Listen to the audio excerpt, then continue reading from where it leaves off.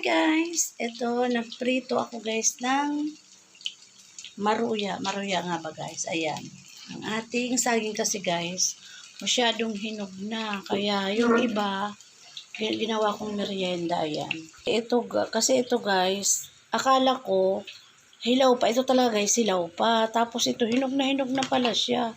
Kasi nga, maitim yung balat niya guys. So, ayan o, malambot na. Ito mamaya, kakainin ko lang siyang hilaw pa. Tapos kumain sa hapunan. Ayan. Panghimagas ba? Yan guys. So, kaya sabi ko, gawin ko ang merienda. At saka may tira pa kasi ako noong nakaraan linggo. Ang ginawa ko guys, pinasok ko sa rep. Tapos hinog na siya guys. Sayang naman.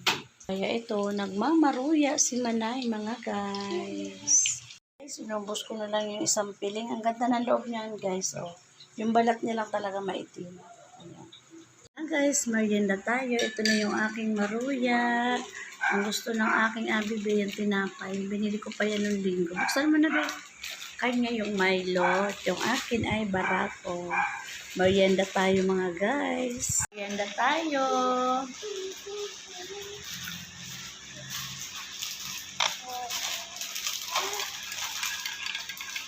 Ang ganda ng panahon ngayon guys, no? Tapos ko lang guys maglaba. Alas 4 na. Pero yung sinsalang, ano guys, pasasampay ko lang. Tapos nagluto na ako ng ulam, ng kanin, magpiprito na lang ng isda.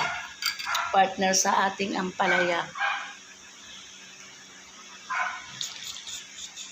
Merienda tayo. Bye guys. Thank you. God bless po.